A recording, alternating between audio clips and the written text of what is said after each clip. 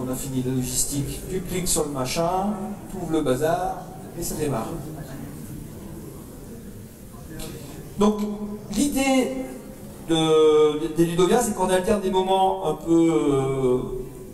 peu bazar, on mélange des idées, mais aussi des moments de réflexion. J'aime bien ces moments de réflexion, on se pose à un moment un peu plus calme.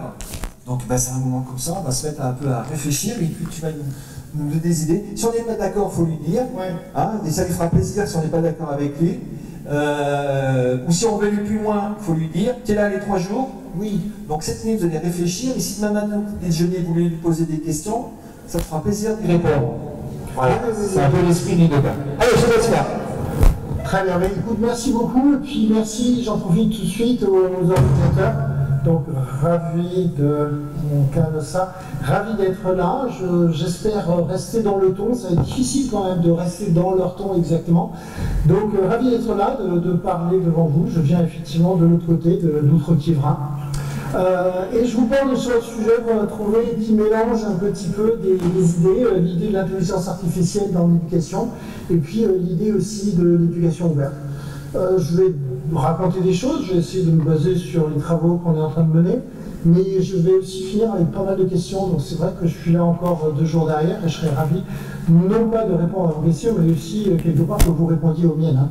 C'est dans les 2 sens. Alors j'aime bien commencer ce genre d'exposé en faisant un peu une revue de presse. Donc je suis allé fouiller un petit peu, en arrivant en Belgique, j'ai fouillé un peu le web pour voir un peu ce qui s'était passé récemment. Et ça permet juste de voir qu'est-ce qui peut se passer sur ce sujet de l'IA. Pas toujours relié directement à l'éducation, même si on peut quand même faire le lien. Donc le premier, c'était un truc qui s'est passé en France la semaine, enfin il y a 3-4 jours. C'était un groupe de presse qui avait dit à ses employés, on va faire partiellement appel à l'IA pour corriger vos articles, pour les réécrire. Une fois que vous avez écrit des trucs, on va faire une deuxième passe par des IA génératives et vous allez voir, ça va être sympa. D'ailleurs, donc bon, ça n'a pas marché. Ça n'a pas marché en France, mais ça a marché dans d'autres pays. Et ce coup-là n'a pas marché, mais il y en a d'autres qui ont marché. Vous avez peut-être vu passer là aussi en France. Je n'ai pas trouvé de nouvelles d'informations de ce type-là en Belgique, mais des informations qui venaient nous dire qu'il y avait une entreprise près de Paris qui avait licencié 200 personnes. En leur tenant le discours, il n'y avait pas de problème que l'IA faisait ça mieux qu'eux. D'ailleurs, ce n'est pas juste on va gagner de l'argent, c'est-à-dire en faisant une économie, c'était l'argument, l'IA est capable de faire votre travail mieux que vous. Alors, le travail en question de ces gens-là, c'était des gens qui faisaient de la veille. Voilà, ils faisaient la veille, voilà, ils avaient des comptes, donc des entreprises qui, le lundi matin, recevaient, voilà ce qui s'est dit sur le web pendant toute la semaine, sur tel ou tel sujet sur lequel vous êtes abonné. Et donc, il y avait des gens qui fouillaient le web, un peu ce que j'ai fait quand j'ai fait cette revue de presse, et où on me dit, il n'y a pas de problème, ChatGPT ou d'autres technologies vont en fait faire ça mieux que vous. Alors, c'est pas tout à fait ça, pour être tout à fait juste, c'est ChatGPT fait ça mieux que vous, à condition que j'ai quand même quelques humains pour finir le travail, pour surveiller, pour faire des choses. Donc derrière, c'est des vrais changements qui sont en train de s'opérer. Ce n'est pas justement une IA, un petit mécanisme, ce sont plein de métiers qui sont en train de basculer, et pas nécessairement des métiers qui étaient menacés, si on peut dire, avant. C'est-à-dire vraiment des choses qui, depuis 12 mois, depuis l'avènement de ChatGPT, c'est là qu'on va trouver ça. Bon, première nouvelle, c'était celle-là. Alors la deuxième, j'ai quand même cherché une nouvelle belge, je l'ai trouvée, c'est celle-là.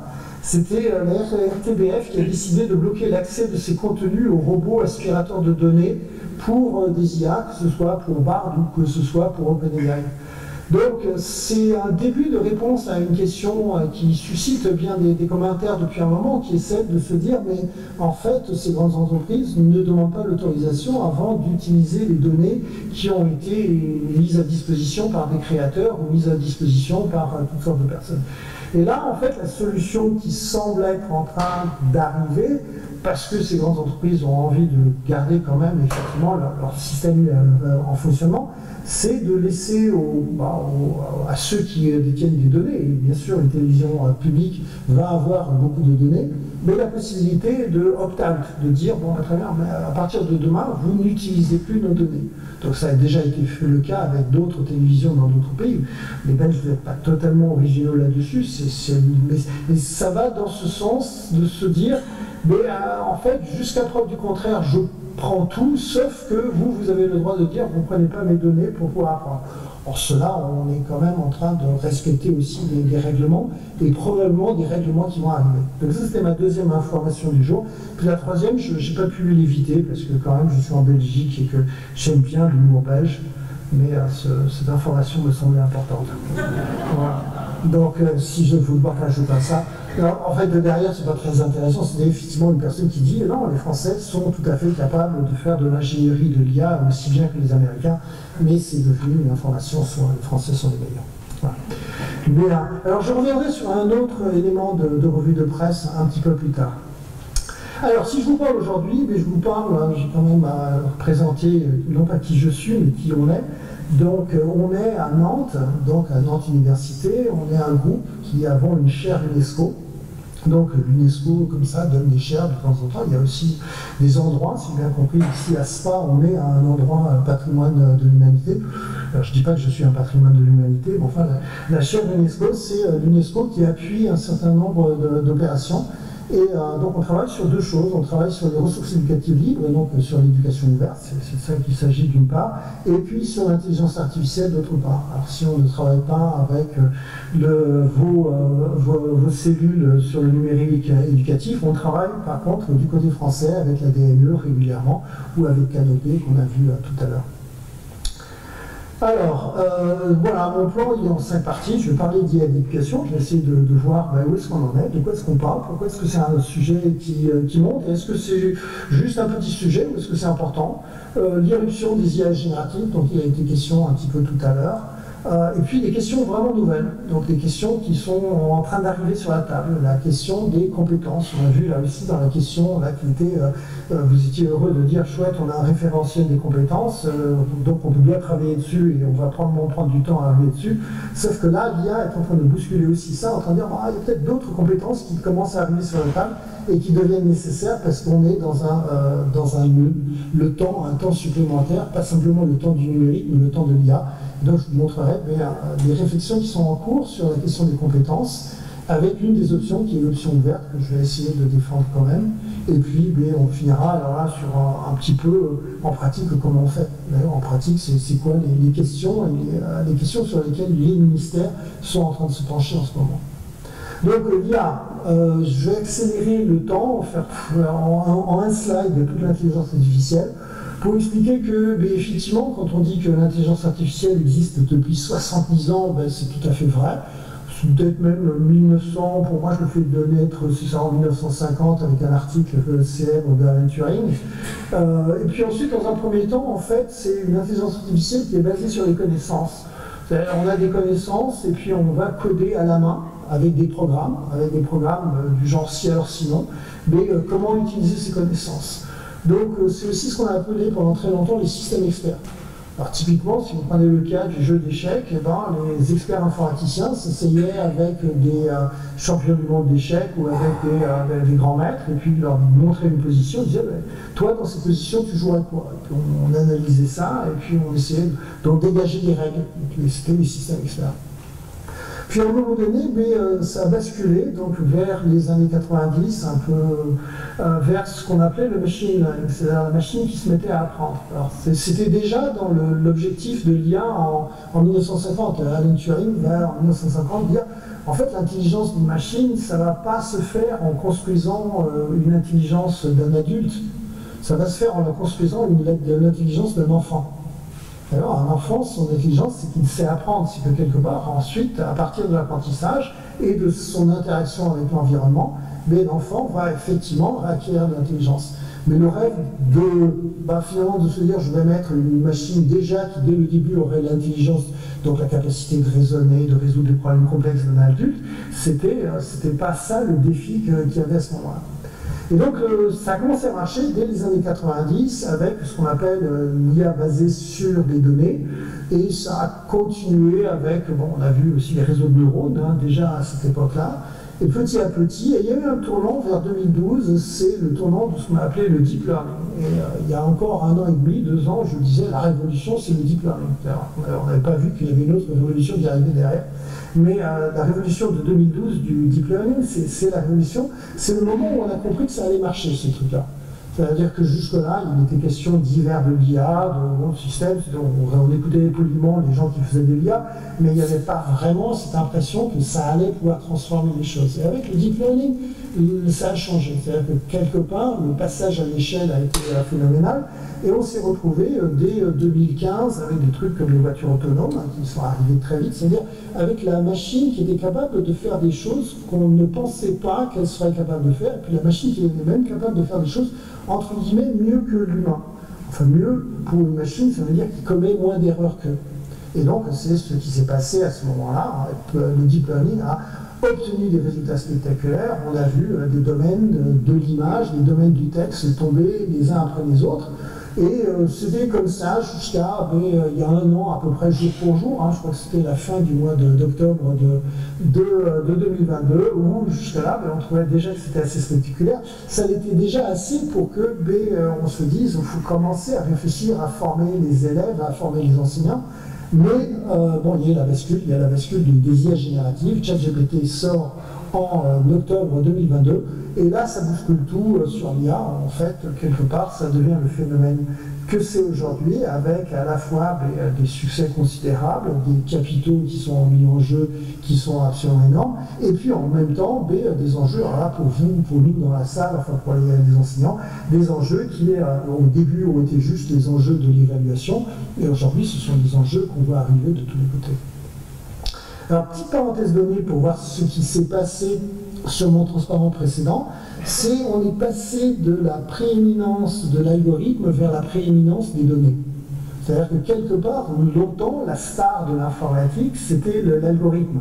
Alors, la personne, là où était le pouvoir, c'était d'écrire un bon algorithme. Ensuite, il y avait les données sur lesquelles on appliquait l'algorithme. Et petit à petit, on est passé vers un moment où la star, c'est devenu les données. Et la capacité ensuite de transformer ces données en algorithmes. C'est un peu comme si aujourd'hui on avait des algorithmes de 2e génération. Alors, avant, les algorithmes étaient conçus par nous humains. Aujourd'hui, les algorithmes sont juste une transformation des données. Donc ils sont beaucoup moins contrôlés qu'ils ne l'étaient avant, puisque ce sont des algorithmes, finalement, des systèmes de réseaux, là encore une fois, de systèmes de réseaux de neurones extrêmement complexes, qui vont produire, dont les résultats sont très difficiles à interpréter, parce que finalement, ce ne sont plus des humains qui ont construit ces algorithmes, mais ce sont des machines. Bon, donc ça, c'est tout ce qui se passe en IA, et puis en IA et éducation, il se passe des choses en parallèle. Alors en parallèle, puisque effectivement, là aussi, dans les années 60, il y avait déjà des gens en train de réfléchir à des systèmes experts pour apprendre à étudier, à faire des choses, mais aujourd'hui, on voit dans le domaine de l'IA ce qu'on appelle les EdTech, donc les technologies pour l'éducation, qui sont des géants aux États-Unis, mais sont aussi des géants en Chine qui sont en train de développer des produits de plus en plus massifs sur, pour donner quelques éléments d'endroits où on regarde, tout ce qui peut permettre soit d'élaborer, soit de diffuser, soit de partager du contenu éducatif, soit tout ce qui nous permet d'aider à l'évaluation des copies automatiques, semi-automatiques, toutes sortes de choses. La personnalisation, qui est bien sûr un des éléments clés et qui est celui qui est utilisé le plus souvent pour nous dire qu'il faut qu'on aille vers ce genre de techno, pour dire un enseignant peut difficilement s'occuper de 20, 25, 30, 35 élèves en ajustant son cours à chaque élève, alors que l'IA le pourrait. Donc c'est pour ça qu'un des arguments clés pour dire que l'IA doit rentrer dans la classe, c'est de permettre de personnaliser. Et puis superviser un peu tout ce qui est dans l'environnement. Ça va depuis bien sûr les emplois du temps, mais toute une série de scénarios de type réalité virtuelle. Et je suis persuadé que chez les exposants, on va trouver et on va voir toute une série de choses qui sont là. Donc il y a beaucoup de choses qui sortent. Moi, je recommande de lire absolument cet article qui a été écrit par Holmes et Twomey, qui sont 2 experts européens, et traduit par François Boquet, que certains d'entre vous connaîtront, puisqu'il était là en train d'animer 2 ateliers l'année dernière. Donc, je vous donne la référence de l'article sur le carnet hypothèse.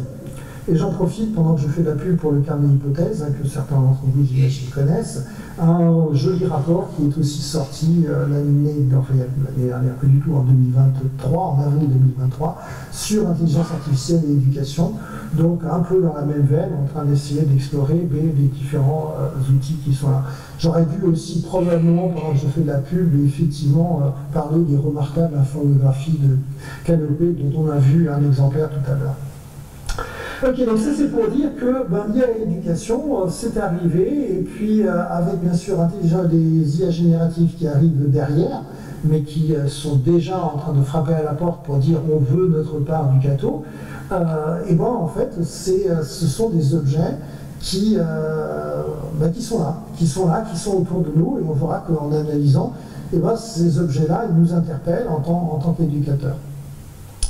Mais avant ça, voyons un petit peu l'irruption des IA génératives. Donc, les IA génératives, c'est quoi? C'est d'abord GPT, c'est ChatGPT. Alors, GPT existait déjà, c'est pas non plus quelque chose de si révolutionnaire que ça. Il y avait déjà des travaux qui étaient connus. Il y avait un objet, GPT-2, puis GPT-3, qui était ce qu'on appelle des Large Language Models, des modèles de langage. En fait, ce qui est absolument génial derrière ces idées, c'est de se dire la langue suffit pour tout faire. Donc, quelque part, réussir à avoir ce qu'on appelle un perroquet stochastique, c'est une des expressions qui a été employée, était suffisant pour nous convaincre, pour résoudre toute une série de tâches qui, jusque-là, on assimilait à être de l'intelligence. Et la langue en tout seul, il n'y a pas de module de raisonnement, il n'y a pas des modules pour faire des mathématiques de haut niveau, il n'y a pas tout ça, il y a juste la manipulation de la langue avec un aspect stochastique, donc probabiliste, un peu ce que nous on fait quand on essaye de finir une phrase et qu'on entend quelqu'un qui ne sait pas finir la phrase, mais on sait finir la phrase pour cette personne, sans nécessairement avoir donné tant de sens que ça à ce qu'on était en train de faire. Donc GPT existait déjà, et puis quand ChatGPT est sorti il y a un an, ChatGPT est sorti avec un truc en plus qui était un modèle conversationnel, c'est-à-dire la capacité de discuter avec la machine, et c'est ce qu'on a essayé de voir tout à l'heure avec le fameux prompt, où quand on lit des choses ou qu'on essaye soi-même, on se rend compte qu'on n'est plus dans la requête à Google où on écrit 2 mots-clés et effectivement on se sent très content parce qu'on a trouvé exactement le mot qui nous a permis de faire avancer notre requête. Ça va beaucoup plus loin que ça, c'est vraiment un dialogue qui s'opère et on se retrouve dans cette situation un peu angoissante d'être en train de discuter avec une machine, de savoir chuchoter, de savoir prompter à la machine, c'est rentrer dans une situation de complicité avec la machine qui permet d'obtenir des résultats. Donc c'est cet objet en plus, cette capacité de converser qui avait changé un petit peu la donne. Donc, vous avez probablement testé. Alors, c'est important de tester. C'est des choses, on reviendra. Un des mots clés pour moi, ça va être le mot déni. Il faut l'éviter à tout prix. Quand à l'université, je demande à mes étudiants de première année, est-ce que vous avez testé ChatGPT, j'ai 100% de réponses positives. Donc, 100% des étudiants, en arrivant à l'université, l'ont testé. Et ensuite, alors ce qui est plus angoissant, c'est quand je leur pose la question, est-ce que vous lui faites confiance, j'ai aussi 100% de réponses positives. Donc là, il y a des décalages entre nous et nos générations, ou certaines de nos générations, et puis effectivement les élèves. Alors et ensuite, il y a eu toute une série de choses à côté, c'est-à-dire qu'il y a eu quand même des polémiques. Je vais en dire un mot, c'est-à-dire que quand ChatGPT, j'ai mis novembre, je ne sais pas si c'est le 31 octobre ou le 1er novembre, ChatGPT est rendu accessible, et quelques mois plus tard, il y a GPT-4 qui est lancé. Alors il se passe 2 choses quand GPT-4 est lancé. Donc d'abord, on bascule dans un modèle qui n'est plus le modèle gratuit. Donc on commence à voir qu'effectivement, tout le monde n'aura pas le droit à la même IA générative. Ensuite, et moi j'ai trouvé ça extrêmement irritant, c'est de voir comment, lorsque ChatGPT est sorti, on s'est amusé avec, mais lorsque GPT-4 est sorti, l'éducation est devenue un simple benchmark. C'est-à-dire qu'il fallait convaincre que GPT-4 était un plus par rapport à GPT-3, et la manière de nous convaincre, C'était en alignant des résultats à différents examens, l'examen du barreau, il y avait un examen de Polytechnique, du concours de Polytechnique, il y avait différents examens sur lesquels l'argument des gens était celui-là. C'est un peu dur quand même de voir que notre éducation finalement ne devient pour ces gens-là qu'un benchmark, qu'une mesure pour mesurer la qualité de ce qu'on est en train de faire.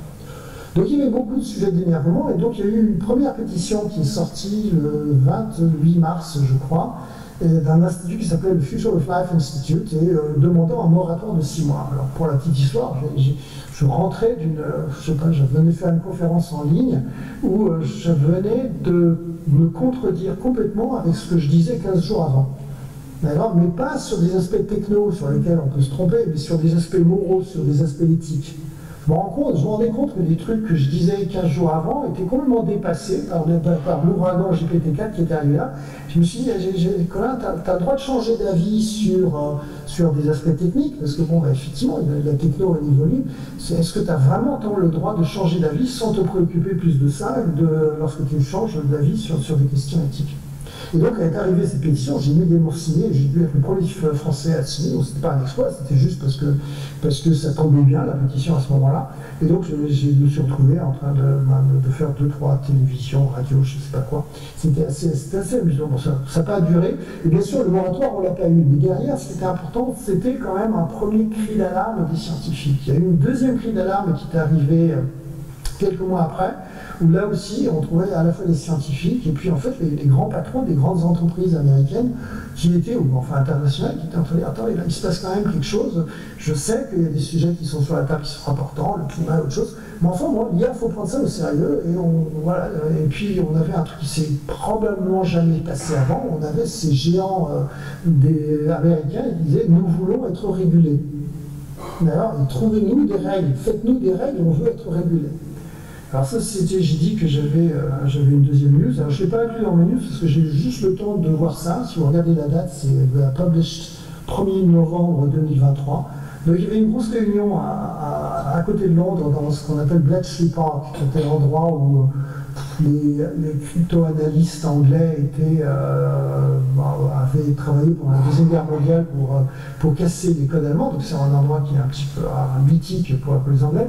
Et donc ils avaient une grande réunion internationale. Alors, ils étaient très fiers de la quantité de noms ou de non-noms qui étaient là. Et donc ils ont sorti une grande déclaration pour en train de dire attendez, il y a un vrai enjeu de AI safety, donc je vous invite à le trouver, vous trouverez probablement une version française d'ici là, qui raconte un petit peu ça, en train de dire attendez, il y a vraiment des enjeux de sécurité, il faut que les États prennent le contrôle et que quand des nouveaux modèles, quand des nouvelles IA sortent, eh ben, il faut que ça passe par le contrôle des États.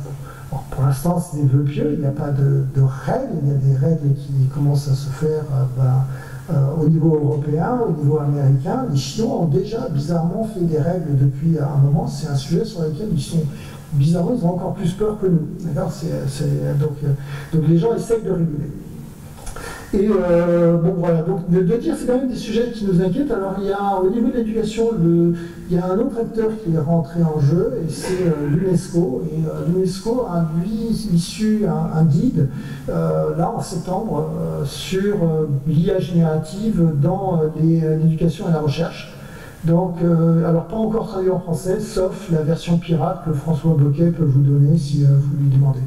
Voilà. Mais je crois qu'il a traduit, mais je dis, mais attends François, il vient juste de le sortir, comment tu as déjà traduit ça? Il l'a déjà traduit. Voilà. Donc, mais je pense qu'il y a une version officielle qui se prépare. Donc ça, c'est des guides qui montrent que, bien sûr, l'IA est générative. Alors ce qui est intéressant, c'est quand même peut-être de dire un mot là-dessus. Bien sûr, l'UNESCO n'a pas la capacité de réguler. L'UNESCO n'a que la capacité de mettre des textes qui réfléchissent, qui font des propositions, et qui vont réfléchir beaucoup aux aspects éthiques. C'est-à-dire, en fait, ce qui précède la discussion sur la régulation. En fait, vous vous posez la question, qu'est-ce qui est mal, qu'est-ce qui est dangereux, qu'est-ce qui peut poser des problèmes. Puis ensuite, effectivement, des juristes vont reprendre la main pour dire, voilà comment on va réguler. Donc, on est en train de faire ça, c'est ce qu'on voit en ce moment, c'est-à-dire des textes, beaucoup de textes sur les aspects éthiques, et quelques textes qui commencent à arriver, qui sont les textes légaux qui vont cadrer les choses. Je trouve que c'est plutôt bien, les textes éthiques permettent de poser des questions. permettent d'éviter de faire un peu ce qu'on a fait dans le cadre de GDPR, où GDPR est arrivé, mais finalement ne répondait pas nécessairement à des questions que les citoyens ou que les gens se posaient. Donc là, le débat, il a eu lieu, c'est depuis 12 mois, et donc c'est plutôt une bonne chose. Alors j'en profite pour faire la pub d'autres rapports, ça c'est les rapports, alors le rapport du Conseil de l'Europe, qui est très bien, le rapport de l'Europe, donc là c'est Bruxelles, et qui est sur des recommandations sur là aussi des lignes éthiques à adopter par les enseignants, et puis des rapports de l'UNESCO. Et encore une fois, dans chacun de ces cas-là, on n'est pas encore dans du pratico-pratique, on est sur, voilà le genre de sujet sur lequel il faut faire attention. Alors c'est quoi un petit peu ces sujets sur lesquels il faut faire attention quand on parle d'éthique? Voilà, il y en a certainement. Moi, je vais juste en présenter 3 parmi ceux-là. Donc la question des biais, on la connaît, ou on l'a analysée. Il ne faut pas voir ça négativement, il faut voir ça comme... mais d'abord qu'il y a quand même un risque, c'est-à-dire qu'une IA se base sur les données, c'est ce que j'ai montré au début, c'est-à-dire que finalement ça reste du machine learning, même si c'est du machine learning plus, et donc les biais qui sont dans les données, on va les retrouver dans l'algorithme. Si finalement l'IA consiste à transformer des données en algorithmes, ben les biais des données vont naturellement se retrouver transformés dans l'algorithme. Alors, c'est gênant de dire que l'IA est biaisée. L'IA n'est pas biaisée, d'accord? L'IA fait ressortir les biais qui sont dans les données. Alors, c'est plutôt une bonne chose, parce que c'est difficile de dire à quelqu'un tu es biaisé. Par contre, c'est facile de dire à une IA qu'elle est biaisée. Et donc, on est capable de rendre apparents les biais. Ensuite, il y a des décisions politiques. Une fois qu'on voit qu'un biais est apparent, il faut décider de quelle façon on le traite. On le traite en le neutralisant, en reprenant un apprentissage et en remettant les données avec finalement d'autres poids pour qu'il y ait des choix un petit peu plus éthiques qui sont faits, ou bien en fait d'autres stratégies. Donc l'IA est plutôt intéressante de ce côté-là. Elle nous permet de voir les biais apparaître et ensuite, si on fait attention, on peut corriger, il y a quand même des technologies. Bon, il y a des enjeux sur la vie privée, et ça c'est très important bien sûr quand on parle d'éducation. C'est la grande raison pour laquelle, pour l'instant, quel que soit le pays, on est très hésitant à dire ouais, allez-y, utilisez ChatGPT en classe. Utiliser ChatGPT en classe sans garde-fou, sans façon de faire, c'est aussi à donner toute une série de données de type privé, d'accord, à des géants ailleurs. On n'est pas du tout en train de maîtriser nos données quand on est en train d'utiliser ce genre de technologie. Il y a beaucoup d'entreprises qui ont interdit à leurs employés d'utiliser ChatGPT parce que, effectivement, finalement, quand vous êtes en train de l'utiliser, vous êtes aussi en train de permettre à la machine d'apprendre. Donc ce sont des données qui vont rester pour permettre à la génération suivante de ChatGPT ou d'une autre IA générative d'être meilleure. Donc il y a quand même des enjeux là-dessus, et c'est l'une des grandes raisons des frilosités des différents ministères qui ont un problème compliqué, qui est celui de se dire, mais de toute façon, tous les gamins, tous les jeunes sont en train de l'utiliser, est-ce qu'il ne faut pas qu'ils l'utilisent de façon encadrée? Mais s'ils l'utilisent de façon encadrée, ça veut dire que nous, on accepte d'accompagner ça, et là, on se retrouve en particulier avec ce problème de vie privée. Et le problème suivant, et le problème le plus important à mes yeux au niveau des questions éthiques entourant l'IA, et qui vont être importants aussi pour l'école, c'est ce qu'on... Alors, on n'a pas de mots. Alors ça, c'est un truc, ça c'est une caractéristique au-dessus de l'IA, c'est un domaine qui va tellement vite que la francophonie non québécoise, on a beaucoup de mal à suivre. Les Québécois ont beaucoup moins peur d'inventer des mots. Mais les Français, tant que l'Académie française n'a pas donné son aval, on n'a pas le droit d'inventer un mot, et donc sur l'IA, ça va vraiment pas assez vite. Donc là, il y a un mot que les Canadiens appellent agentivité, et c'est l'idée assez claire qui est de se dire, est-ce que finalement, ce que vous avez fait dans l'expérience, de dire, dans 3 groupes, c'est un humain qui joue un rôle, dans le 4e groupe, c'est l'IA qui joue un rôle, est-ce que finalement, on est en train de dire là-dessus, l'IA est équivalent d'un humain là-dedans, et est-ce que je lui accorde les mêmes droits, est-ce que je lui accorde les mêmes caractéristiques que celles que je veux accorder à un humain? Donc ça va dans ce premier sens, avec tout ce qui va avec. Si je donne à une IA une agentivité, logiquement, si les choses se passent mal, j'ai le droit de dire c'est de la faute de l'IA. D'accord? Si elle est un agent, c'est-à-dire que... Mais si on garde l'idée que finalement l'IA n'est qu'un outil, donc elle n'a pas d'agentivité, je ne peux pas accuser le marteau d'avoir blessé quelqu'un. D'ailleurs, c'est moi qui l'ai blessé en utilisant un marteau. Donc il y a un vrai enjeu qui se passe dans ce sens-là. Et l'enjeu, il se passe dans les deux sens. C'est-à-dire que l'agentivité de l'IA va de pair avec la perte d'agentivité de nous humains. C'est-à-dire qu'on est tous en train de dire, non, mais attendez, l'IA, elle est là, juste c'est un outil, et nous, on garde notre pouvoir de décision. Sauf que, quand vous prenez la voiture et que vous utilisez Waze, c'est qui commande? Ah, vous n'avez pas Waze, c'est Google, machin. Mais on se rend compte à quelle vitesse est-ce qu'on est capable de perdre notre agentivité et d'accepter que finalement la machine en sache plus et ait plus raison que nous. Parce que c'est une machine, parce que finalement elle a été conçue, parce qu'elle est intelligente, entre guillemets, d'accord, et pas nous. Voilà, donc toutes ces questions-là, ce sont des vraies questions éthiques qui vont arriver et qui vont concerner à fond les enfants. Ok. Alors, fin de cette partie-là, j'attaque un petit peu, j'attaque si je peux, je peux pas oui, parce que je veux le bouton. La question des compétences. Donc, la question des compétences. Alors, je vous ai mis un truc qui s'appelle la taxonomie de Bloom, que vous connaissez, enfin, c'est une des photos, une des images possibles de la taxonomie de Bloom. Et elle est intéressante parce qu'elle vient d'exploser en plein vol. D'accord, on l'a, en tant que pédagogue, on l'a en train de nous permettre d'analyser ce qu'on fait en éducation depuis 70 ans. Mais regardez la taxonomie de Bloom et regardez l'étage du haut, Create. D'accord, Create aujourd'hui, est-ce que c'est vraiment le nec plus ultra de la compréhension et de l'acquisition d'une compétence? La capacité de créer avec, alors que justement, vas-y, je vais demander à ChatGPT de me créer un truc. Alors on va être d'accord, c'est pas de la fin de création, on pourra discuter de tout ce qu'on veut, mais quand on le met là-haut, on est coincé. Idem pour descendre au deuxième étage, le understand, donc comprendre, qui arrive juste à peine au-dessus que de remember, de se rappeler, de mémoriser. Donc understand, c'est en fait horriblement compliqué, c'est bien ce qu'on reproche à toutes ces IA, c'est que à l'arrivée, on peut faire plein de choses avec, mais finalement on ne sait plus très bien ce qu'on est en train de faire. Donc un objet qui nous a servi pendant 70 ans à nous, en éducation, en pédagogie, à finalement définir les fameux les grilles de compétences, on est coincé, quoi. On est coincé parce que ça ne marche pas. Donc on a d'énormes discussions qui font très très mal aux uns et aux autres, entre ceux qui disent si, il faut juste réadapter un petit peu la taxonomie de Bloom, on ne peut pas jeter le bébé avec l'eau de bain, du bain. Puis d'autres qui vont pas dire, non, ça va nous coincer, il faut absolument réfléchir au siècle, au moment de l'IA, d'accord, à effectivement comment on fait la progression dans les connaissances. Alors, compétences, qu'est-ce qui se passe? Je vais en donner deux grandes lignes. Donc la première, c'est, donc il y avait une conférence à Paris en septembre qui s'appelait la Semaine de l'apprentissage numérique et qui était organisée à l'UNESCO.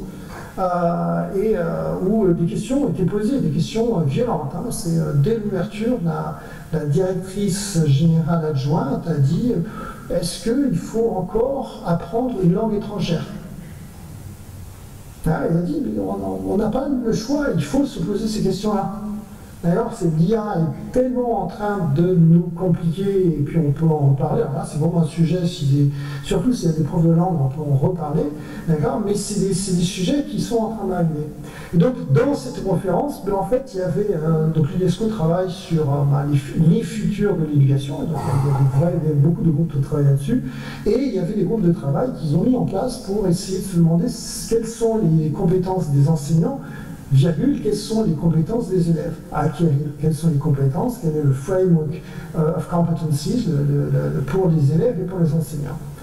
Alors ça se discute en deux groupes de travail, je fais partie d'un des groupes de travail sur les compétences des enseignants, mais bon, les deux groupes de travail travaillent un petit peu de pair, et c'est la même chose, c'est pour avoir un rapport de l'UNESCO qui ensuite, même si on n'est pas d'accord, il sera là, quoi. Ça sera important. Alors ce qui se discute et qui est intéressant, c'est de se rendre compte que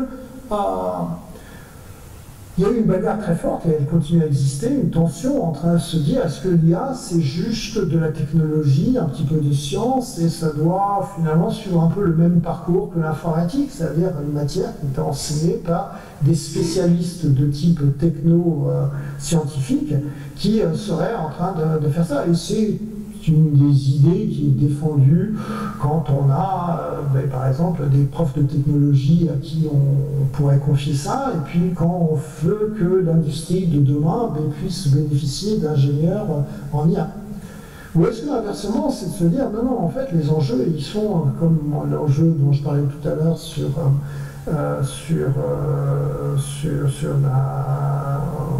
oublié le mot, agency, l'agentivité, ce sont des enjeux de sciences humaines, et en fait, ça doit s'enseigner depuis un point de vue beaucoup plus light, beaucoup moins techno, et par exemple, il est totalement nécessaire de savoir coder pour faire de l'IA.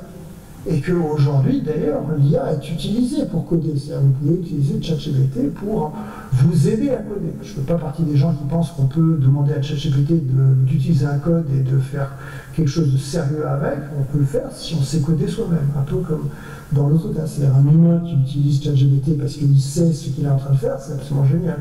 Sinon, non. Et donc c'est une bagarre qui est compliquée. A priori, la mouvance générale, c'est quand même plutôt sciences humaines. Les gens pensent que c'est un effet sur la société qui est vraiment essentiel et que c'est de cet aspect-là qu'il faut partir. Et peut-être pour certains enseignants ou pour certains élèves, ils iront faire du codage, ils iront programmer des IA, ils iront faire des choses, mais que tous les enseignants doivent d'abord avoir compris les questions d'éthique, la pédagogie avec l'IA, comment est-ce que je peux l'introduire dans la classe, qu'est-ce que je peux faire avec, les questions de formation tout au long de la vie avec l'IA. Le sujet n'est pas fini, la discussion elle a commencé il y a quelques mois. Je pense que leur rapport, on l'aura en janvier-février, pas avant. Donc, je crois que j'ai une grille là, qui montre quelques-uns des aspects qui sont un petit peu regardés. Qu'est-ce que ça veut dire comprendre le rôle de l'IA dans la société, les questions d'éthique, des fondations et des compétences. Donc là, il y a quand même des aspects un peu plus liés à la technologie ou à l'informatique. Et puis, l'IA pour la résolution de problèmes. Voilà, pardon, je ne peux pas tout montrer. Bon, alors ça, c'est donc une des premières lignes, hein, c'est la ligne de l'IA telle qu'on réfléchit, c'est-à-dire quelles sont les grandes compétences de demain. Et puis peut-être dire un petit allez, cocorico cette fois-ci. Mais c'est quelqu'un que certains qui sont des vieux de Ludovia se rappelleront d'Alain Thier. Alors que je sais que lui, c'était le premier à me dire « Ah ouais, c'est génial, Ludovia, donc c'est un ancien de la BNE et aujourd'hui il est bruxellois. » D'accord, donc il travaille à la commission. Et je me souviens, il y a donc 4-5 ans, on s'appelait pour dire qu'il faut absolument aller chercher de l'argent européen pour faire un projet. Et puis Alain a dit, ouais, on va le faire sur les l'IA. Je dis, mais t'es fou, il n'y a absolument aucun marché, personne n'intéresse personne. Puis Alain, il croyait vraiment, et donc on a lancé un projet européen qui s'appelait AI for T, AI for Teachers, dont le but c'était d'imaginer la formation des enseignants à l'IA, mais pas simplement la formation des enseignants spécialistes, de ceux qui pourraient être professeurs en technologie ou des choses comme ça, mais de tous les enseignants, et en particulier les profs de langue, à cause d'arguments qu'on commence à voir, hein, c'est-à-dire que c'est eux qui sont presque en première ligne aujourd'hui face à l'IA, mais aussi les profs de sciences. Donc on a déposé un projet européen, on a eu ce projet, et puis on voit qu'il y a des partenaires de 5 pays européens, donc la France, l'Italie, la Slovénie, le Luxembourg et l'Irlande. Donc on avait 5 pays et 5 langues et des buts. Donc les buts, c'était produire un programme de formation et puis les ressources pour aller avec, et puis tester, donc former des enseignants et, à grande échelle et rendre public des résultats d'évaluation. Donc parmi les partenaires, il y avait 5 laboratoires qui font de l'évaluation. Et donc ça s'est fait, hein. On est en train de finir le projet va être présenté dans quelques semaines, elle va être présenté à la réunion de clôture au Luxembourg en janvier. Donc on a fait ça, il y a des milliers d'enseignants qui ont été formés sur les 5 pays en question, et puis il y a eu des populations témoins, enfin il y a eu toutes sortes de choses. Et alors ce qui est intéressant, c'est qu'on était parti sur un certain nombre d'objectifs, et puis au fur et à mesure, les objectifs sont devenus un petit peu les suivants. La première, c'est qu'il fallait faire une initiation à l'IA, c'est-à-dire se dire on veut former tous les enseignants, il faut que tous les enseignants puissent passer à ça. La deuxième, c'est de se dire attention, mais en fait, les enseignants vont se retrouver face à des outils. Il y a les EdTech dont on a parlé tout à l'heure, qui sont en train de produire des outils. Comment est-ce que l'enseignant s'approprie un outil IA? Est-ce qu'il doit connaître les grandes familles d'outils? Est-ce qu'il y a des choses à savoir? Comment est-ce qu'il sait si un outil est bien ou pas bien? Donc il y avait toute une série de questions autour de ça. Puis O3 est arrivé vite sur la table, c'est-à-dire on s'est rendu compte qu'il y a l'IA pour l'éducation, et puis il y a l'IA qui n'est pas pour l'éducation, mais qui en fait est pour l'éducation. Autrement dit, des trucs comme Google Translate. C'est-à-dire que les IA qui sont les plus importantes pour l'éducation sont celles qui au départ n'ont pas été conçues pour l'éducation. C'est la même chose pour ChatGPT. ChatGPT n'a jamais été conçu par l'éducation, mais depuis que c'est arrivé, c'est en train de tout changer. Et donc là, on avait un objectif, c'est l'enseignant ne peut pas juste dire j'attends que le ministère me donne la liste des logiciels d'IA que je peux utiliser et que j'utilise cela. En fait, il va y avoir toute une série d'IA qui vont arriver de tous les côtés et qu'il va falloir gérer. Donc ça, c'est le O3.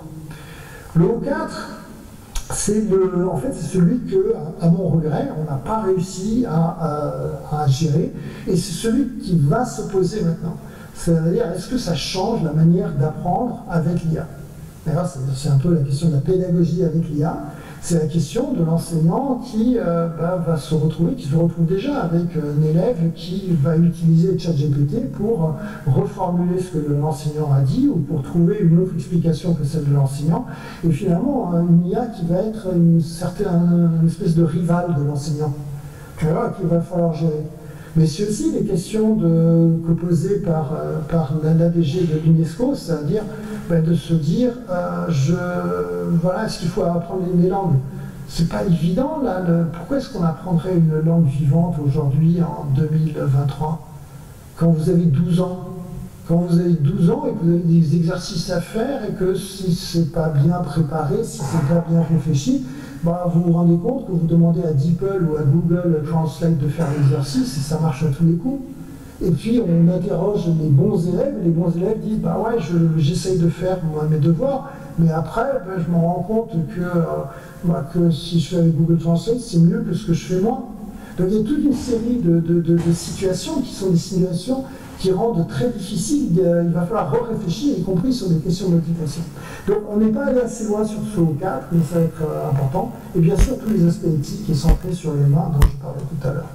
Donc qu'est-ce qu'on a produit? On a déjà produit un MOOC en 5 langues et qui a été rendu public le 2 octobre. Et puis un manuel, un open textbook en 5 langues, dont je vais dire un mot un instant, et puis plein d'activités de formation des enseignants. Vous pouvez tout trouver sur la page web du projet, qui est aifet.eu. Et voilà le textbook. Alors ce qui est intéressant, donc je suis co-coupable de ce textbook, on est en train de sortir la 2e édition dans quelques semaines, parce que bien sûr on a sorti notre première édition en octobre 2022. Et quelques semaines plus tard, vous avez ChatGPT qui tombe. Donc on vous dit, ouais, votre truc il est ringard. Il ne regarde même pas ça. Alors, effectivement, au bout de quelques jours, semaines, les gens ont dit, mais attends, c'est de ça qu'il faut que tu parles, pourquoi tu ne parles pas de ça? Je dis, ouais, mais... Donc la 2e édition, bien sûr, on va en passer, on va en parler. Donc c'est le manuel ouvert, donc là, un essai d'utiliser tout ce qui est open pour effectivement faire des choses comme ça. Voilà, pour retenir là-dessus, c'est que l'IA joue déjà un rôle dans l'éducation. Donc c'est pas va jouer, d'accord? C'est pas un enjeu du futur. Aujourd'hui, mais vous voyez bien que les collègues sont embêtés avec ces histoires d'évaluation de tous les côtés. C'est en train de transformer les choses là-dessus. Mais ça peut marcher aussi très positivement. ChatGPT est utilisé par les élèves pour reformuler un truc qu'ils n'ont pas compris. D'ailleurs, ils prennent un morceau de cours dans lequel il y a vraiment un truc qu'ils n'ont pas compris, ils demandent à ChatGPT de reformuler. Il y a toute une série de choses absolument intéressantes, différentes qui sont en train de se passer. Bon, et enfin, effectivement, dire que l'IA, il ne faudrait pas faire l'erreur qu'on a fait un petit peu avec l'informatique, qui était de se dire, on en fait un sujet pour des gens qu'on va appeler des informaticiens, alors que, quelque part, ce sont des objets, ce sont des objets qui ont une influence trop globale pour qu'on laisse ça juste à une case. Bon, et comme le temps passe, moi ce que je vais faire, c'est, je vais quand même dire 2 mots là-dessus et passer au 5. Donc, juste dire l'éducation ouverte. L'éducation ouverte, c'est ce qu'on appelle des REL, des PEL et du FOSSA, autrement dit, des ressources éducatives libres, des pratiques éducatives libres et alors je ne sais plus en français, Free and Open Software, ça c'est en anglais, donc du logiciel libre. Et donc l'idée qui est derrière les REL, c'est de pouvoir effectivement partager la connaissance. Donc on sort du management de la connaissance où c'est l'éditeur qui distribue par le haut les textbooks, les livres de texte, Et on rentre dans un partage de la connaissance où les uns et les autres, on va pouvoir écrire des choses et puis les mettre en partage. Alors ça semble trivial, c'est pas si trivial que ça oblige en particulier à faire attention aux objets comme les petites licences qui sont en bas, là, d'essayer de connaître le fonctionnement des licences Creative Commons de façon à ne pas se retrouver en train de gripper les mécanismes de partage parce qu'il y a des copyright trollers ou des gens qui vont dire attendez, là vous n'avez pas le droit de partager, vous êtes en train de partager quelque chose que vous n'aviez pas le droit de partager puisque vous n'aviez pas l'autorisation pour le faire. Donc ça oblige de faire les choses bien. Donc c'est compliqué hein, quand on dit aux gens en fait c'est plus difficile de partager que de rendre payant les choses, ben, c'est un peu le cas. Mais il se trouve que dans le cas de l'IA, ça a beaucoup de sens. C'est-à-dire que si on attend que les éditeurs nous sortent les bons manuels, les bons documents, le temps que ça va prendre, c'est très long. En plus, ils sont un peu frileux là-dessus, parce que ça bouge trop vite pour eux. Donc un système plus collaboratif, plus de partage, est susceptible quand même de s'adapter mieux à une situation aussi mouvante que l'IA. C'est aussi pour ça qu'on avait fait le Open Textbook qui était là. Je saute ces deux transparences, sinon j'y arriverai pas.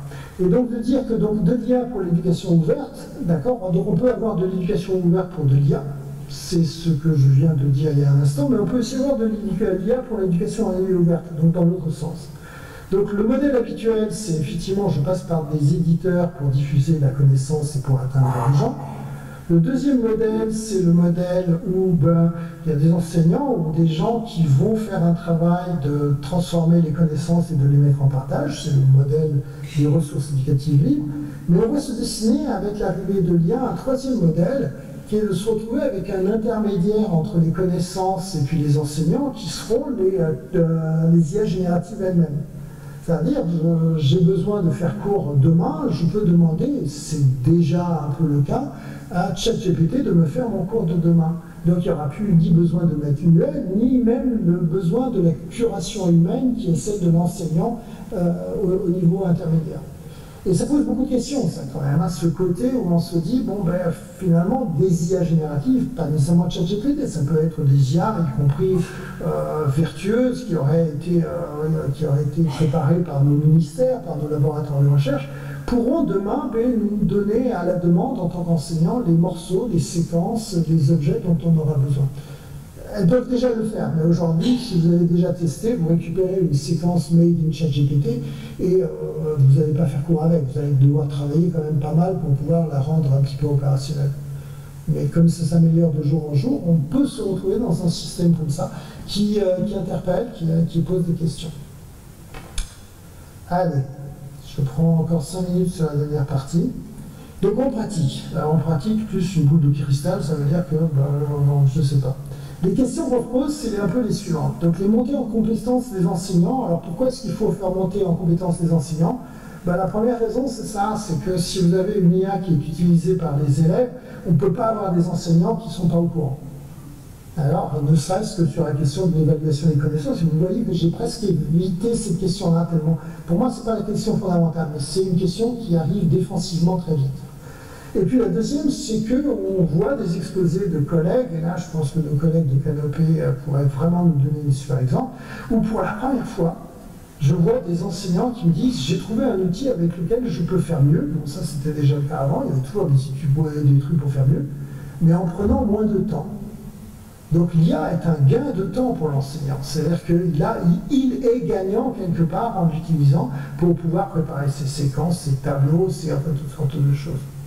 Alors, monter en compétence des élèves, si demain, comme on l'a vu dans toute l'introduction, les métiers de demain vont devoir avoir de l'IA, c'est bien nécessaire quand même qu'ils apprennent. Ce serait totalement injuste que demain sortent de l'école des élèves qui ne savent pas ce que c'est que de l'IA, alors qu'on voit arriver le message que c'est là-dessus que vont se dessiner les jobs. La phrase clé, c'est « vous n'allez pas être remplacé par une IA, vous allez être remplacé par quelqu'un qui comprend l'IA ». Okay. Deuxième niveau de question, c'est comment est-ce qu'on fait pour monter en compétence des enseignants? Il y a EAFETI ou d'autres choses de ce type-là, mais il faut effectivement penser à des moyens, ça ne va pas se faire sans moyens, c'est coûteux. Et monter en compétence des élèves, Mais en fait, la question va être cruciale, c'est de savoir qui va faire monter en compétence les élèves. Et là, on revient à la question de tout à l'heure, c'est-à-dire que soit c'est un professeur plutôt de côté techno, de côté informatique, de côté mathématique. Hein. Il y a eu un moment où on a dit l'IA c'est des maths. Et là, on doit quand même s'attendre à certains effets de bord. Ou alors, ce seront des enseignants d'un autre type, des enseignants plutôt du côté des sciences humaines. Ou alors, troisième possibilité, on invente peut-être quelque chose qui n'existe pas encore, d'autres types d'enseignants, pour pouvoir gérer ça. Mais cette question-là, elle est fondamentale. C'est-à-dire que si vous ne décidez pas, malheureusement, dans les systèmes où, dans quelle case vous mettez les choses, mais en fait, vous êtes coincé ensuite. Je vais sauter. Je vais sauter parce que je préfère aller au débat. Donc, vous allez m'excuser sur les dernières questions. Les dernières questions, parce qu'elles sont compliquées, les dernières questions, elles consistent à se dire, l'IA qui arrive dans la classe, elle nous interroge sur, en particulier, le rôle de l'enseignant. Un enseignant qui a une connaissance pointue d'un domaine aura l'impression qu'il peut, entre guillemets, lutter contre l'IA, parce que bon, l'IA va arriver, va être rival, il n'y a pas photo, l'IA va être une source sur laquelle l'élève va pouvoir poser des questions. Mais cette rivalité ne peut pas conduire à un bien-être pour l'enseignant. Donc, on le dit depuis très longtemps, l'enseignant n'a pas à être la personne qui détient la connaissance et qui arrive depuis sa posture de personne qui détient la connaissance. Je suis absolument certain que Ludovia, c'est pas ce qu'on pense. Mais malheureusement, quand j'interroge les enseignants, c'est quand même souvent comme ça que c'est vécu. Cet enseignant-là, face à l'IA, va vraiment beaucoup souffrir. Par contre, un enseignant qui a une vision plus horizontale, qui a une formation aussi qui est moins dirigée, quand je regarde... Chez vous, c'est peut-être différent, mais en France, nos INSPE avec une hyper spécialisation où des enseignants finalement connaissent leur discipline, mais très très peu celles qui sont à côté. Et ben en fait, là, il y a quand même on a un souci par rapport à ce IA. Et en plus, ça ne sert à rien d'avoir ces hyper connaissances parce que d'une certaine manière, c'est celles sur lesquelles on va pouvoir toujours interroger l'IA.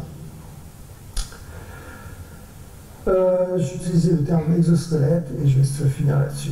Donc, en conclusion, l'IA est en train de devenir un gros enjeu pour l'éducation. Elle l'est déjà et on n'a pas tant de freins que ça pour dire on attend quelques années pour que ça se passe. Des remarques, on s'est rendu compte, moi en comptant, en France, il a fallu 40 ans pour introduire l'informatique à l'école. Donc si vous faites 40 ans à partir d'aujourd'hui pour l'IA, ça veut dire qu'on introduirait l'IA à l'école en 2063. Les questions, non, mais ça fait réfléchir, c'est 40 ans pour l'informatique. Entre-temps, on avait vu passer les entreprises, on a vu l'économie changer complètement. Ça ne change rien, il a vraiment fallu attendre ces toutes dernières années pour y arriver, en tout cas en France. Les questions pratiques sont en train d'émerger, pays par pays, il y a des choix qui ont été faits. Quel est le choix qu'on a fait là sur l'informatique? À quel point est-ce que les enseignants peuvent être sur plusieurs matières? Tout ça, c'est des questions. Et donc, bien sûr, c'est des questions, mais qui vont se poser à nous, et qui se posent déjà à nous. J'arrête là-dessus, j'espère ne pas avoir été catastrophique, le but est de pas, parce que là, tout à l'heure, tout le monde rigolait, c'est pas très drôle, là. Mais derrière, c'est un sujet passionnant, parce que c'est des vraies opportunités pour les enseignants, c'est des vraies opportunités pour l'éducation, mais ça va se passer, à mon avis, assez vite, ça va se passer dans les toutes prochaines années, les 2-3 prochaines années, les décisions. Et là, avant qu'il me gronde trop, j'arrête. J'ai rien dit. Merci.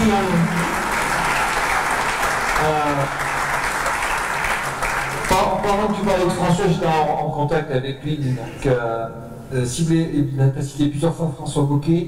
L'année dernière, il était à ta place ici. C'était à l'inauguration, tout ça. Enfin, voilà, sur cette scène ici. Vous retrouvez les vidéos sur YouTube, tapez François Bocquet, IA Éducation. Moi j'avais fait intervenir à Ludovia Polynésie aussi. C'est la seule conférence où les profs m'ont dit putain, le gars il est bien, je vais chercher les collègues, est-ce qu'il peut refaire la conférence? Moi ça ne m'est jamais arrivé, donc tu vois, François il m'avait fait un coup comme ça. Ceci dit, plein de questions à poser. Si vous n'en avez pas, moi j'en ai plein. Donc soit vous commencez, soit je commence. Mais si je commence, il y en a un mec plus tard, il va pas être content par rapport à tout ça. Il y a Étienne Klein qui disait l'innovation était source de progrès, mais c'est plus le cas aujourd'hui. Et il se posait la question, est-ce que l'innovation est encore source de progrès? Est-ce que l'IA, elle aussi, fait partie de ces innovations qui ne sera pas forcément une source de progrès. Donc on est en plein débat éthique. Oui, oui. Bon, déjà, elle est inévitable. On ne peut pas l'arrêter. On a essayé, on a dit donnez-nous 6 mois, on n'a même pas eu le droit à 6 mois. Donc non, sans rire, c'est un peu inévitable. Est-ce que c'est sur ce progrès? Oui, en fait, c'est fabuleux. Les progrès aujourd'hui au niveau médical, par exemple, accomplis grâce à l'IA, on peut s'attendre à d'énormes progrès sur l'agriculture. Domaine par domaine, quand vous regardez un petit peu les journaux, vous voyez qu'il y a des succès qui sont formidables. Nous, sur l'éducation, on a un problème d'alignement des temps. C'est-à-dire qu'il y a des endroits sur lesquels on peut gérer des innovations qui vont très vite. Sur l'éducation, on a du mal. D'accord, on a du mal. On a vu que les 40 ans pour l'introduction de l'informatique, c'est pas nous et enfin, les Belges et les Français, c'est globalement sur la planète. Tout le monde a mis très longtemps à réagir sur ça. Donc notre rythme, il est différent et il s'accommode mal d'un progrès qui va aussi vite que ça. D'accord. Alors, moi, pour la petite histoire, on a une start-up qui fait de l'IA dans les écoles, l'évidence B avec Thierry Malépignat. Et donc, on a déployé des solutions sur des centaines de milliers d'élèves. Et là, on va déployer en seconde sur toute la France pour 800 000 élèves. Donc, ça, quand on dit ça va vite, c'est dans 15 jours, c'est pour 800 000 élèves. Donc, ça fait partie des trucs qui vont assez vite. Moi, je suis que depuis 6 mois dans cette boîte, c'est vrai qu'il y a des choses assez hallucinantes. Et c'est pas tout, ça va s'avancer de plus en plus vite. D'autres questions sur les rapports. Est-ce que tu peux remettre l'adresse du premier rapport que tu as parlé de l'UNESCO qui avait été traduit, qui est sorti il n'y a pas longtemps? On l'avait demandé. Les gens n'avaient pas eu le temps de la noter. Tac, tac, tac. Voilà, c'était celui-là. Non. Non, c'était pas celui-là le premier. Le premier que tu as cité. Si, il me semble que c'était celui-là. Si, c'était celui-là. Je laisse. Voilà, donc voilà. Je réponds aux questions en ligne. C'est pas celui-là, hein, je sais que c'est pas celui-là. Ouais. C'était le moment où je parlais des IA génératives. C'était celui-là? Oui, le premier, ouais, d'accord. Sauf. Voilà. Les évolutions du droit, je ne sais pas si tu as vu cette information. Sur le droit, quand on génère des images à partir des IA génératives, à qui appartient l'image? Et est-ce que c'était à ceux qui ont fourni une image initiale, à celui qui a fait le prompt, ou au moteur de l'IA? Donc il y a un pays pour l'instant qui a décidé, qui a acté, c'est au Japon. C'est l'auteur du prompt qui est propriétaire de l'image. Est-ce que tu as des tendances par rapport à ça, ou tu as d'autres choses qui ont évolué par rapport à ça? Moi j'ai autre chose, je vais même vous le montrer. Là, l'image du Donald Trump que j'ai montré était clairement, si on regarde, je l'ai mis en CC0 1.0. D'accord, donc c'est en domaine public. Et je l'ai trouvé sur Openverse, donc qui ont la collection qui est donnée par Creative Commons. Creative Commons, c'est eux qui gèrent les licences et qui sont sur ce débat. Et ils ont la particularité de jamais avoir perdu un procès, d'accord, en 20 ans sur un domaine qui est un domaine compliqué, quoi. Celui de respecter, de dire, bon, ceci est libre. Donc, leur interprétation, et qui est l'interprétation américaine en ce moment, clairement, même s'il va bien falloir qu'il y ait un procès pour que ça devienne le cas, c'est que non, tout ce qui est produit par une IA générative ne peut pas être la propriété de qui que ce soit, d'accord, et virgule, par absence de, ça devient le domaine public. Ça c'est le pas de plus que Creative Commons a fait. Il y a eu un cas aux États-Unis où il y a quelqu'un qui avait une image qu'il a voulu copyrighter et c'est lui qui avait écrit le prompt, il avait même réentraîné le système d'IA et le juge américain a dit non, c'est quand même le système qui l'a fait et puis c'est une machine et une machine ne peut pas avoir détenir de copyright. Donc pour l'instant sur le Japon j'essaie à vérifier, ça m'intéresse. Mais sur les États-Unis et sur Creative Commons International, la tendance c'est de penser que quand on utilise une image générée par, c'est du. Enfin voilà. Hein? Il n'y a pas d'auteur. Donc s'il n'y a pas d'auteur, on va dire que c'est une des manières. Le petit raccourci que fait Creative Commons, c'est de dire donc c'est dans le domaine public. Et la seule chose que je peux dire, c'est que Creative Commons n'a jamais perdu de procès. Voilà. Et ils ont ils ont des bons avocats. Ouais. Il y a un enseignant qui a une démarche réflexive par rapport à ça, l'utilisation de l'IA générative, c'est... Ah ben j'ai un son nom, j'ai mis là, 2 secondes. Il travaille au Gobelin. Étienne Mineur, alors, merci. Pareil, vous tapez sur YouTube Étienne Mineur. Il a fait énormément de publications sur... il forme des infographistes, des gens qui font des BD, des gens qui font du design, des gens qui font des œuvres d'infographie. Et donc, à l'époque, c'était comment on travaille avec des outils, comment on travaille avec la main, le pinceau, le crayon, etc. etc. Et il a testé auprès de ses élèves depuis 1 an maintenant, donc avec Midjourney, avec des David, des choses comme ça, avec ses élèves. Et donc, c'est des gens qui pensaient qu'ils allaient appréhender l'objet par rapport à la créativité qu'ils avaient avec la main ou l'outil informatique.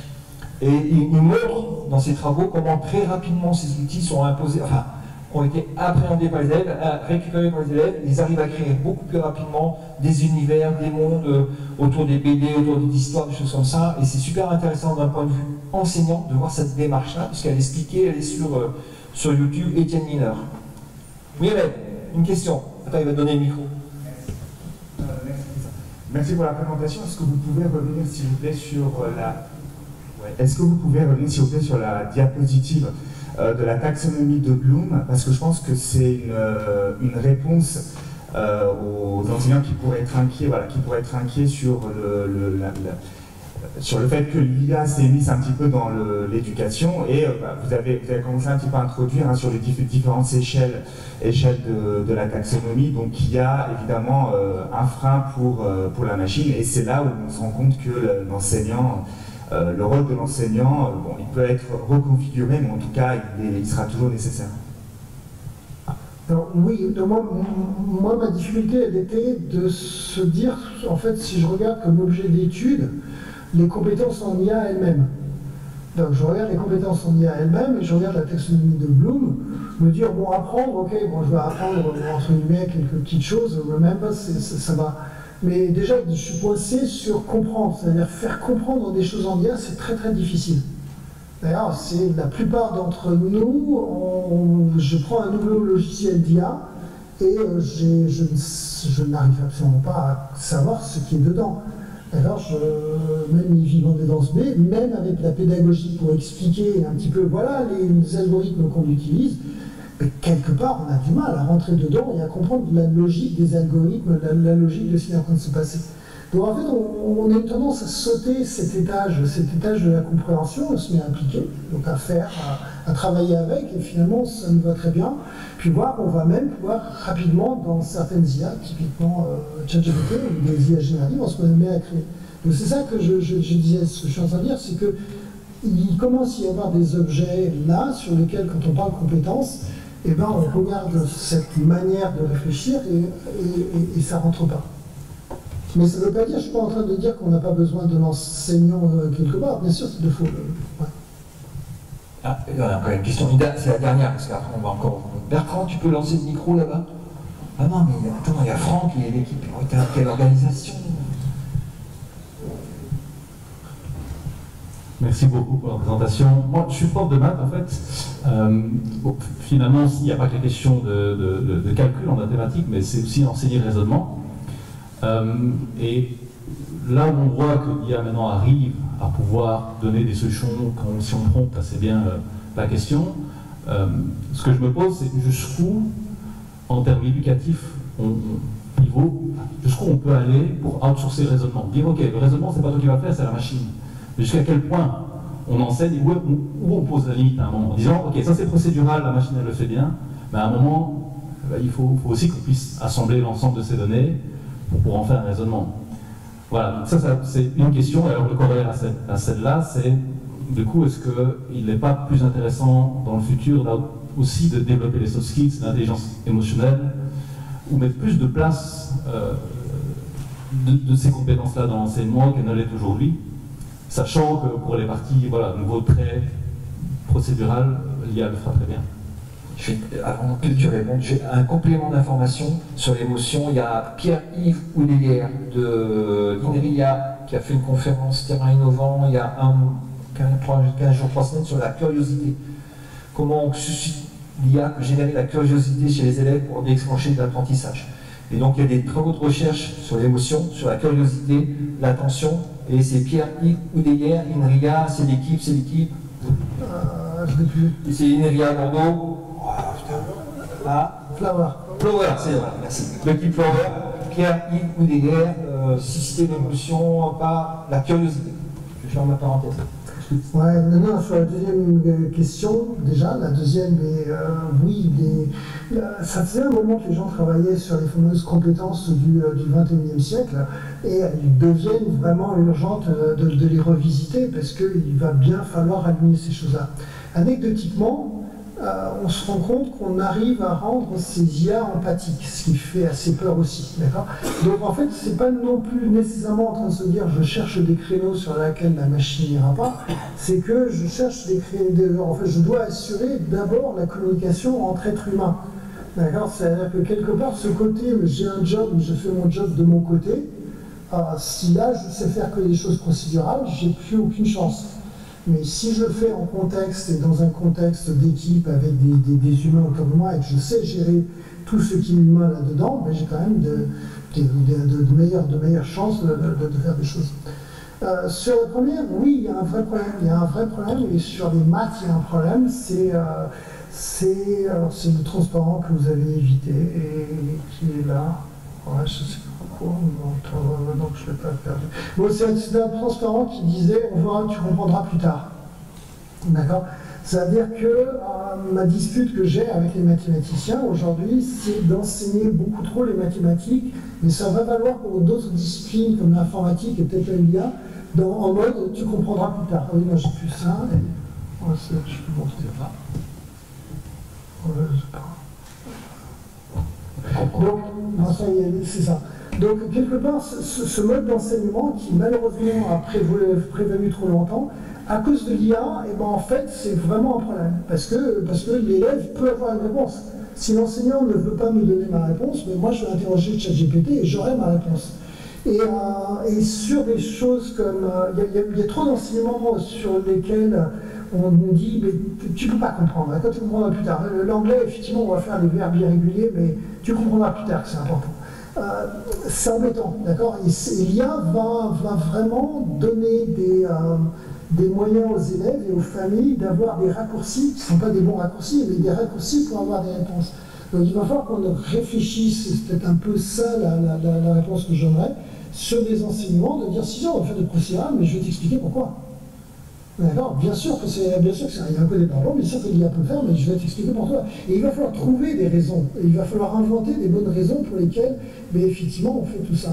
C'était pas exactement ça ma question. Non. Parce que tu comprends plus tard, ça je pense que ça on peut déjà y répondre, enfin un prof peut y répondre. On peut en discuter après, mais il y a plein d'applications qu'on peut montrer des mathématiques pratiquement. Ma question c'était plutôt, si on laisse la machine décider pour nous à chaque fois, c'est quoi la limite des bureaucraties? C'est-à-dire jusqu'à quel moment on ne décide plus, on dit ok, on n'a plus d'agency, c'est ce que vous parliez. Très bien. C'était plutôt ça. Ok. Donc ça c'est un débat public, c'est pour ça que ça ne peut pas être juste l'IA, juste enseigné en techno, c'est des débats publics, c'est des débats qu'on doit avoir. Et comme donné sur l'exemple de Waze, le problème c'est qu'on ne se rend pas compte qu'on y renonce. J'avais un autre exemple qui m'était donné dans un domaine totalement différent, c'était un neurochirurgien, donc quelqu'un qui opère du cerveau. Donc ce neurochirurgien, il a 70 ans, et il m'expliquait que quand il travaillait avec des neurochirurgiens et qu'il regardait un cas, il disait, demandait à un jeune, elle est où la tumeur? Et les jeunes disaient, mais je ne sais pas du tout, elle. De toute façon, moi j'utilise des outils pour aller rentrer là-dedans, alors que lui, avec une expérience et avec d'autres façons de faire, était capable de pointer sur la partie du crâne où se passaient les choses. Alors la question c'est, est-ce que c'est important? Est-ce que c'est important de savoir où elle est si finalement on est beaucoup plus efficace de toute façon en opérant, en utilisant juste la technologie et en travaillant extrêmement précisément là-dessus? Et ça va être les questions d'agency, c'est exactement ces questions-là. Est-ce que la fin l'emporte sur les moyens? Est-ce que le fait de ne pas savoir pourquoi, comment on fait les choses, mais grave si à l'arrivée j'ai un bon résultat. Est-ce que si je réussis à me débrouiller en anglais dans mon métier sans parler un mot d'anglais, est-ce que ça justifie, est-ce que ça veut dire que c'était vraiment pas la peine que j'apprenne l'anglais? C'est des vraies questions. Et on va laisser la